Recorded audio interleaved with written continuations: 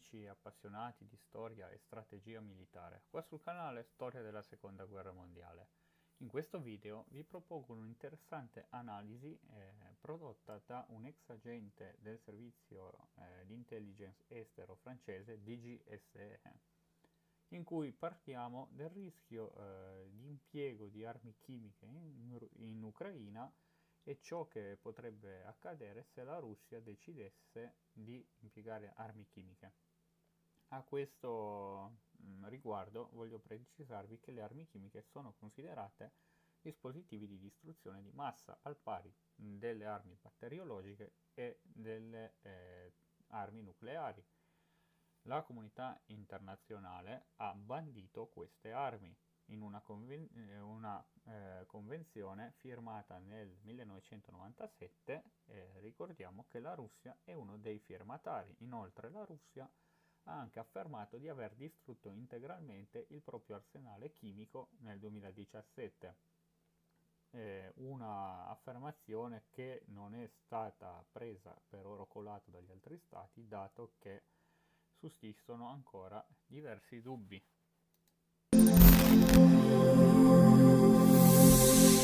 Il faut tout d'abord préciser que l'utilisation des armes chimiques est parfaitement illégale au regard du droit international.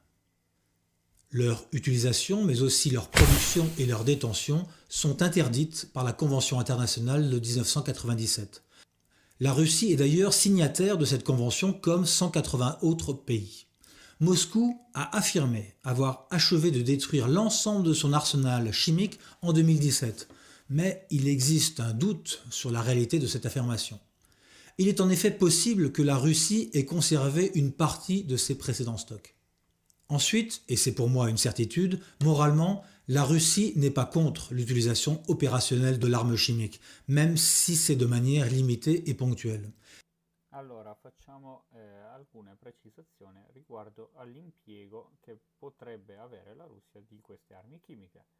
La Russia non si è mai posta come sfavorevole all'utilizzo di armi chimiche in contesti tattici operativi, e ne abbiamo alcuni esempi, come la presa di ostaggi del ottobre 2002 da parte di un comando ceceno in un teatro a Mosca, in cui le forze speciali di polizia russa si trovarono di fronte a questo problema e decisero di intervenire utilizzando un agente chimico che avrebbe permesso di addormentare tutti gli occupanti di questo teatro. Purtroppo questa operazione si rivelò un vero e proprio fallimento, dato che comunque il bilancio delle vittime fu molto pesante. I terroristi uccisero 5 persone, però la polizia uccise 125 persone utilizzando appunto questi agenti chimici. Queste persone morirono a causa dell'inalamento di questi agenti. Un altro esempio è appunto la guerra in Siria, in cui nonostante il fatto che le armi chimiche impiegate in Siria fossero di produzione siriana, diciamo, la Russia fornì sempre un supporto attivo alla Siria e consulenze. Elle l'a déjà utilisé sur son propre territoire, à Moscou même, lors de la prise d'otage dramatique d'un commando tchétchène dans un théâtre de la capitale en octobre 2002. Les forces de sécurité russes avaient alors donné l'assaut après avoir utilisé un gaz puissant pour endormir les membres du commando. La composition du gaz utilisé est encore aujourd'hui inconnue, mais près de 125 otages ont trouvé la mort dans les heures qui ont suivi l'assaut après avoir inhalé ce gaz.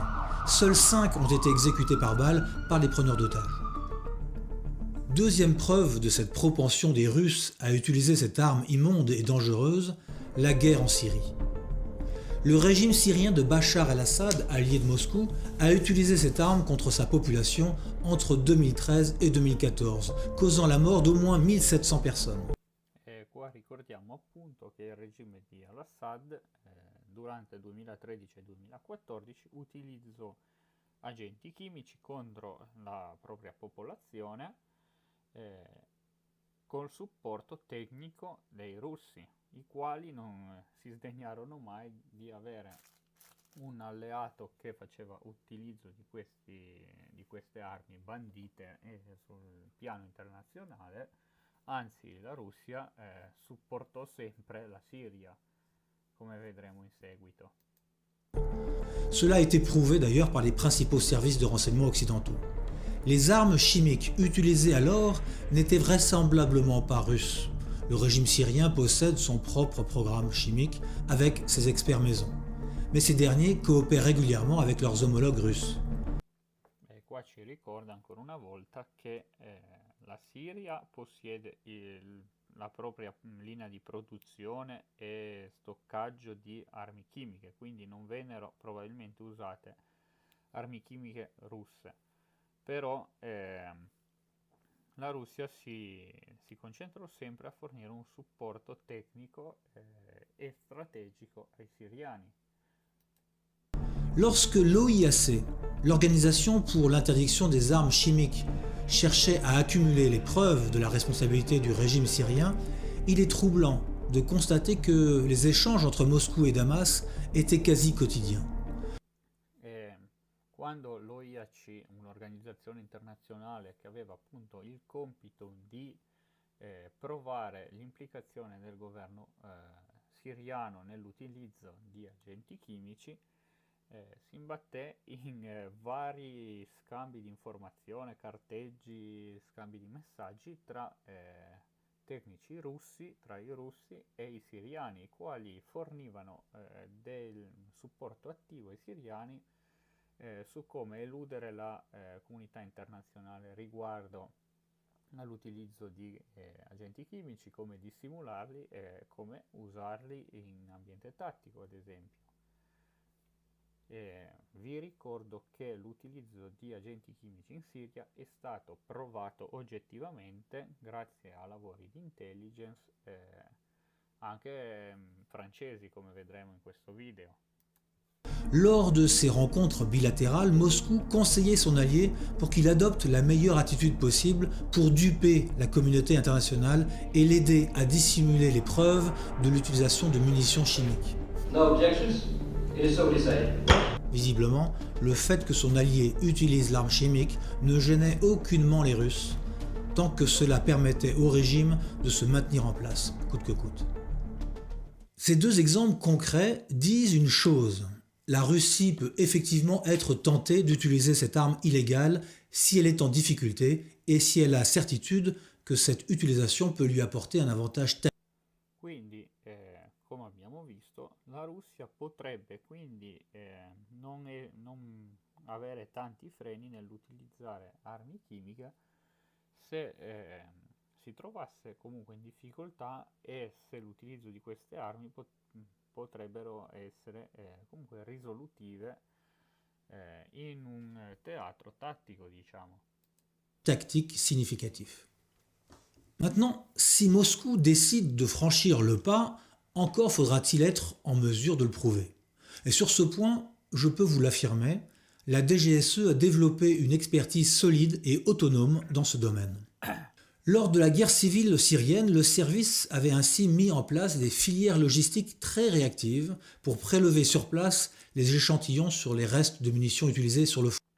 Allora, ora concentriamoci appunto sull'ipotizzare cosa potrebbe accadere se la Russia utilizzasse armi chimiche in Ucraina. Il primo passo sarebbe quello di provare appunto che sono state impiegate armi chimiche. Come ci ricorda questo ex agente, la Francia è un'eccellenza in questo ambito. Infatti nella guerra in Siria, nel periodo dell'agosto 2013, venne imbastita tutta una rete logistica che, partendo dalla capitale siriana, riusciva a fornire e prelevare sul terreno inizialmente dei campioni dalle munizioni esplose, bombe, eccetera, impacchettarli in modo ermetico, in modo che gli agenti chimici ovviamente non si disperdessero, e spedirli nei laboratori in madrepatria per essere analizzati. Quindi diciamo che se la Russia utilizzasse armi chimiche in Ucraina si verrebbe sicuramente a sapere, almeno per i servizi segreti dei vari stati.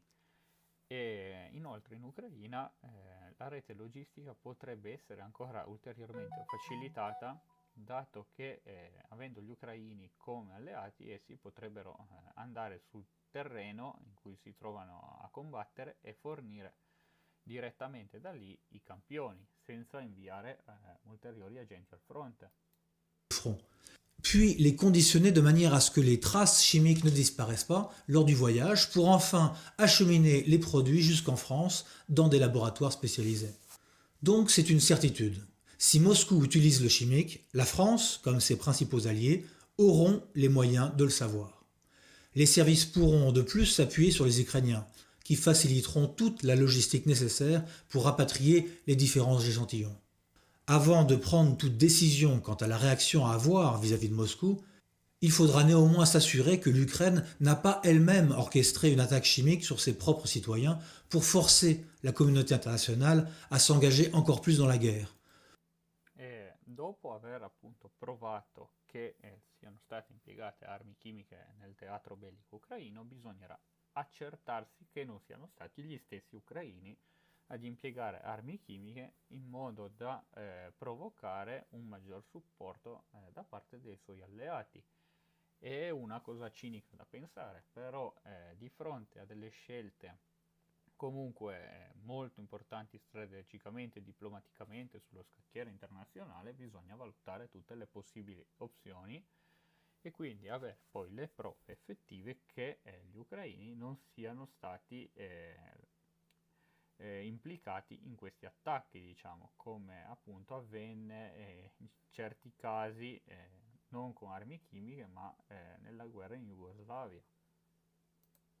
Ce serait particulièrement cynique, mais l'option n'est pas totalement à exclure au moment de choix qui risquent d'avoir des conséquences inestimables pour la suite. Si cette possibilité est clairement écartée après une enquête sérieuse effectuée sur le terrain et que la responsabilité russe est clairement établie, viendra le temps de la riposte occidentale. Vous pouvez être certain que celle-ci est déjà étudiée et que plusieurs Quindi, in caso in cui venisse confermata l'implicazione dei russi in questi attacchi, l'Occidente si troverebbe di fronte a delle scelte che comunque sono già state pianificate come operazioni militari, come contromisura a riguardo, oppure attacchi di ritorsione, diciamo, sono già stati tutti pianificati. Ovviamente gli strateghi, analisti, eccetera, non vanno mai ad improvvisare, ma hanno tutta una serie di piani già pronti, già teorici, però pronti, che poi andranno poi a integrare l'ambiente operativo tattico della battaglia, diciamo. options militaires sont sur la table.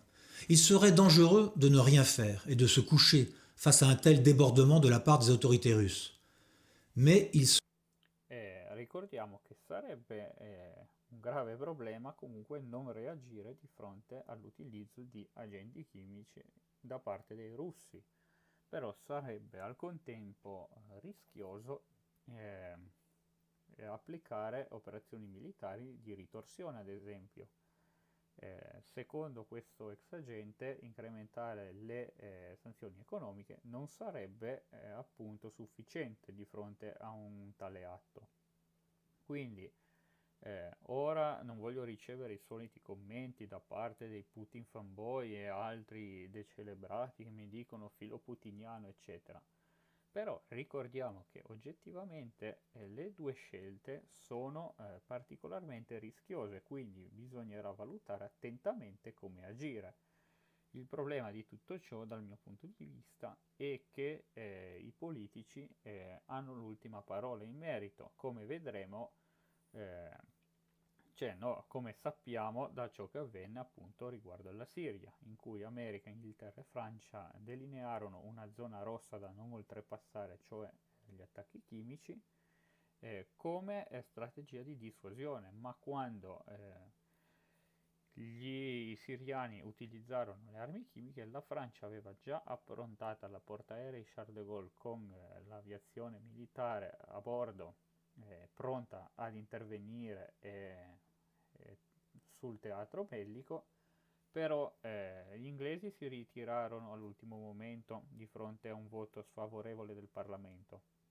Il presidente Obama, temendo la sfiducia del Congresso, cambiò opinione. La Francia, ritrovatasi da sola, fece che annullare l'operazione. Però se pensiamo che questa operazione venne portata avanti di fronte a uno Stato come la Siria, fa paura pensare a ciò che potrebbe accadere di fronte alla Russia, che comunque è una potenza nucleare. Probabilmente il potere dissuasivo della Russia farebbe sì che purtroppo eh, non, non vengano considerate appunto opzioni di ritorsione nei confronti dei russi. Sera tout aussi dangereux de lancer des opérations militaires de rétorsion qui pourront déclencher une nouvelle escalade. Accroître les sanctions économiques serait-il suffisant face à la gravité d'une attaque chimique? Mais j'en doute personnellement.